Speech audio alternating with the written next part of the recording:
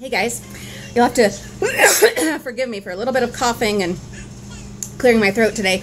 I got stung yesterday on our hike by the most strange fly. It was a fly, but it was like 4 or 5 times the size of a regular fly, and it bit me twice on the leg.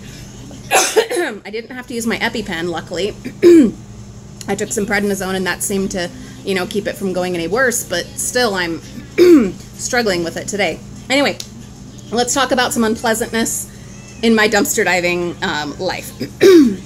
So the thing is, most of the time, literally like most of the time, the majority of the time, hold on, this TV show's a little loud. All right, that's better. So most of the time, dumpster diving, in my experience, has not been terribly disgusting. A lot of that depends on where it is that you're diving at, and when. If you're trying to get stuff in the middle of the school year from school dumpsters, public school bins, it's going to be nasty because there's all the lunch waste and whatnot. If you are picking park bins, which I do frequently, especially if I haven't gotten enough from the schools, they can be pretty nasty because, people are having their barbecues and their picnics and all their stuff, their waste is in the bins. But along with it are, leftovers from yard sales and people, apartment evictions, people cleaning out, whatever. And so it's worth it to me. But the majority of what I do and my bin experience is really not that gross. A lot of the time, it's really not. It's lots of paper, just paper and more paper. And especially if you're hitting like recycling bins, which I highly recommend. Hit recycling bins. You get lots of books, lots of gift wrap and paper for, your crafts and scraps and whatever. Anyway, it's just not gross all that often, okay? If you have watched our ride-along videos from this spring and summer, you'll know that there were a couple instances that were a little gross. There was the big fish, one big dead fish on top of lots of other stuff, and there were all kinds of goodies all around it. Some viewers were pretty grossed out by that. I'm not. It's, it's nasty, but you're a dumpster diver. This goes with the territory. It's not all going to be rosy, all right? So this is one of those things that you just have to accept and get over if you want to pursue this fringe occupation, okay? So you go around it. You don't have to touch it, all right? You can wear gloves. You can use a pole to move whatever. Do what you've got to do, Have buckets or bins in your car so that, if stuff needs to be washed, it doesn't have to touch anything. These are options. There are ways, okay? So that was one gross one. The other one, and this one was not just gross, but also incredibly disturbing. And especially the more that I've gone back and thought about it, it has really been upsetting to me. But there was what I'm pretty sure was a dog, just based on the fur and kind of the size of the remains. But it was in a bucket, and seriously, it's still just, I feel the bile rising, but it was, it had been like eviscerated. There's a nice big yucky word for you. The fur was there, but it had obviously been split open, and like the stuff, yeah, I'm feeling sick. Sorry. Anyway, the stuff that's supposed to be on the inside was on the outside.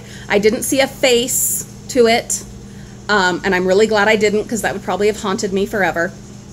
But suffice it to say, it was disgusting and horrible smell, and that's the kind of smell it takes days to get that out of you.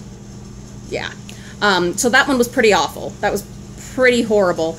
And thereafter, when I went to those same bins, I had a little bit of a hard time picking there because that was really upsetting and stuck with me.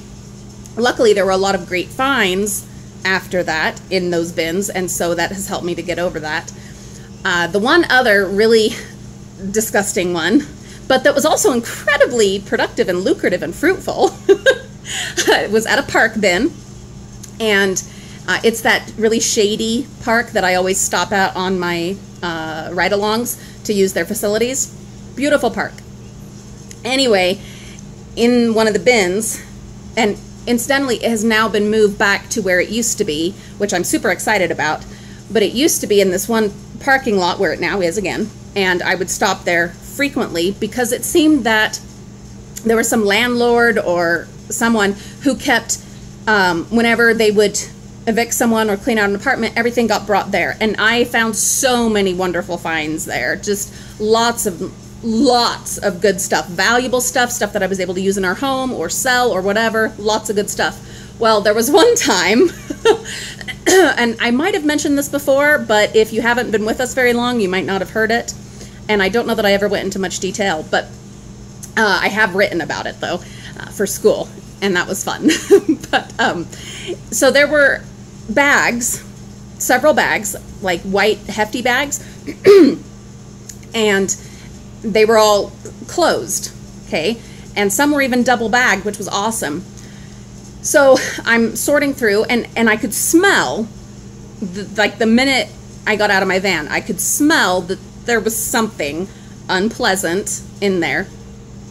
But seeing these bags, you get to where you can tell kind of when certain things are going to be in a bag. You can tell if it's books. You can tell if it's just straight up garbage. You can tell if it's clothing or some kind of fabric or pillows or blankets.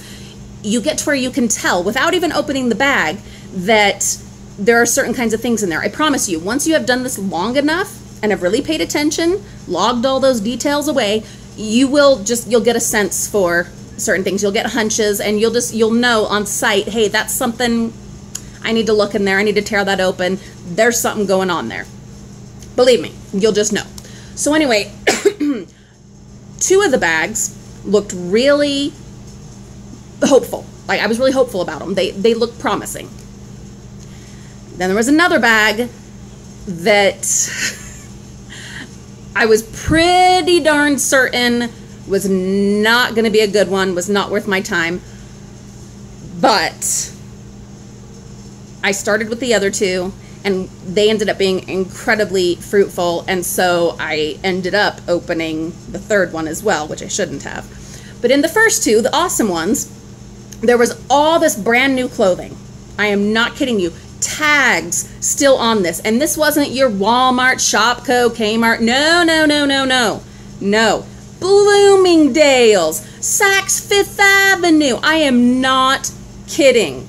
Like, we are talking high-end, top-of-the-line designer clothing, and then like Old Navy and Gap and all this stuff.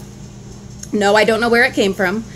This is one of those that kind of goes back to last week's story where we talked about ethics and morals of dumpster diving. This stuff, I mean, it still had tags, you know. Was it stolen? I don't know. I do not know.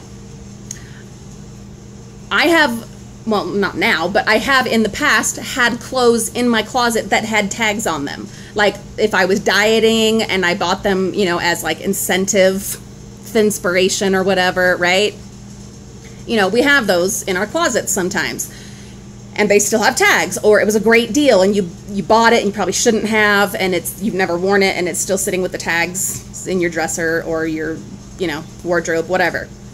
So my mind said, oh, no, these were out of, you know, someone's closet that they had bought and then they changed their minds, blah, blah, blah, right? Justifications, rationalizations, but it was also a very real possibility that that was in fact the case. So let's make that clear.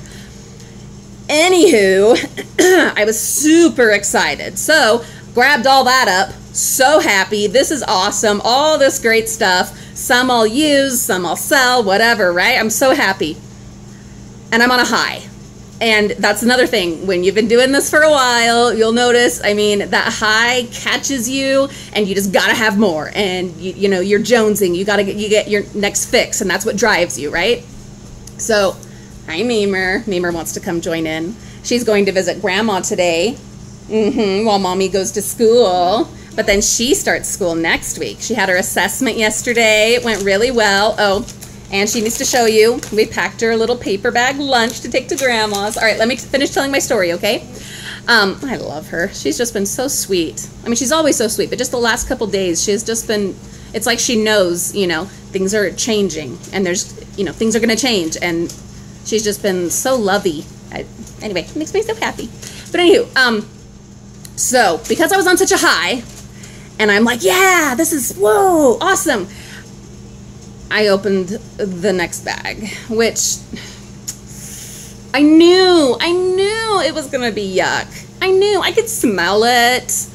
So part of it was also curiosity. You know, I've mentioned before that one of my like dreams, which is really sick and twisted and morbid of me, and would end my dumpster diving career, but would give me plenty to write about. And this is horrible, but I have this dream of finding a dead body, like human. And I know it's horrible, and I don't want someone to die. I don't. Don't think that, because I don't. But I definitely watch way too much true crime, that's for sure, and like murder shows and whatnot. And I just know that statistically, if you dumpster dive long enough, you'll find that. Like, it's just, people get dumped. It's horrible. It's awful. But that's one of those things that happens. Anyway, so this morbid curiosity, this morbid desire, I had to open that bag. Because what if this was the day? What if this was the day?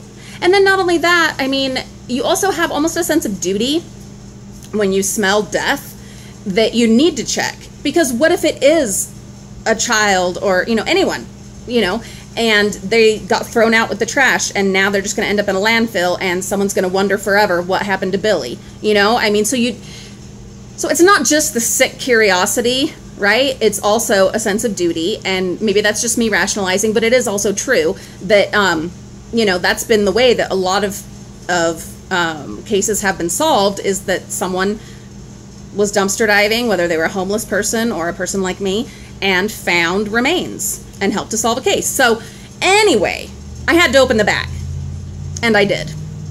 And someone had like a luau or a fish fry or I don't know what.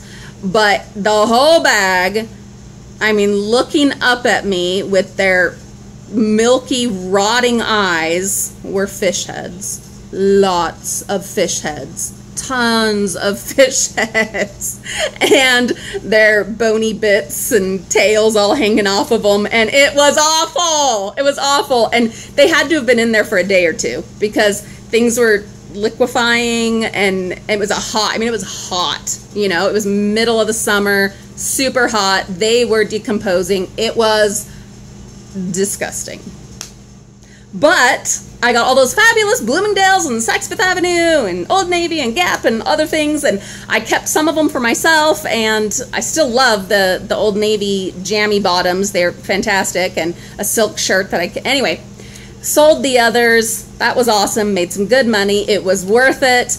But word to the wise, you know, just be aware, be prepared. There's going to be some nasty, nasty stuff out there. But for me anyway, that has been the exception rather than the rule. More often than not, things work out just fine and are not nasty, and, you know, I don't get all disgusting and gross and whatever most of the time. Which is why I rarely, and this is not wise, but I rarely wear gloves. A lot of you have mentioned it, asked me about it, you know. And yes, I probably should, but generally, if something is dangerous or gross or whatever, I don't touch it. Like, I might open a bag, but I don't, you know, stick my hands in there and get all in and what, you know. So, but yes, I should wear gloves. I know. And maybe next season I will. We'll see. You'll have to tune back in and find out, right? All right, that is it for today. I've got to get to school. I've got to drop Mimi off with my mother-in-law just for today. And, yeah, off to learning. So far, I mean, the place is a little bit of a mess, but overall, so far, we're keeping up. Yes, this is only the first weekend, and Mariah hasn't even started school yet, so we'll see how it goes, but so far, we're keeping on track and on task, and we're getting the necessities done that need doing. So I'm feeling pretty good, feeling pretty jazzed. It's a beautiful day. My husband and I are going to Las Vegas this weekend. I'm so excited. There's good things coming up and good things happening, and I just feel really good. So anyway, new subscribers, welcome. We're so glad to have you. The channel is just exploding in leaps and bounds, more than we ever could have anticipated or imagined. We're so excited. If you want any more details on, exclusive details on things that we've been selling online, or in, yard sale sites, whatever, what they have sold for, what is on eBay right now, what I will be posting on eBay, any of those kind of details, check out our brand new Patreon page, because we just don't have enough on our plates yet and wanted to add one more thing. There will be exclusive content, all kinds of good stuff. There will be the details to that coming up right after this video. I still don't know how to put links on here, so I'm sorry. You'll have to copy and paste or something. I will also have it in the description. Check it out if you feel like it. If not, no worries. Just keep coming back to YouTube. Lots of good stuff's gonna be here. All of our madness and mania. And that's all I've got, and I'm out of breath. So I'll catch you all later. Bye.